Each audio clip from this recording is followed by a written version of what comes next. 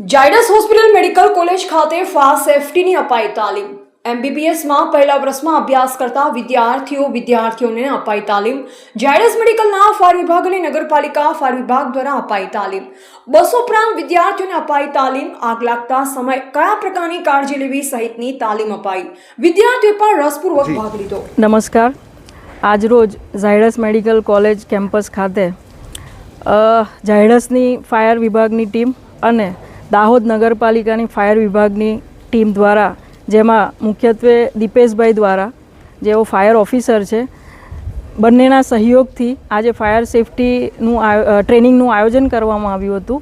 જેમાં પ્રથમ વર્ષના MBBSના લગભગ 200 જેટલા વિદ્યાર્થીઓએ તેમાં ભાગ લીધો હતો અને આ ટ્રેનિંગ ખૂબ સારી રીતે કરવામાં આવી હતી.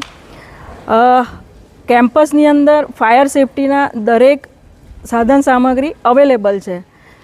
કોઈ પણ પ્રકારનો અનબનાવ બન્યો ભવિષ્યમાં તો તેઓ દરેક સાધન સામગ્રીને રેસ્ક્યુમાં ઉપયોગ કરી શકે તેના માટેનું આયોજન કરવામાં આવ્યું હતું, જે દાહોદ નગરપાલિકાના ફાયર વિભાગ દ્વારા દર વર્ષે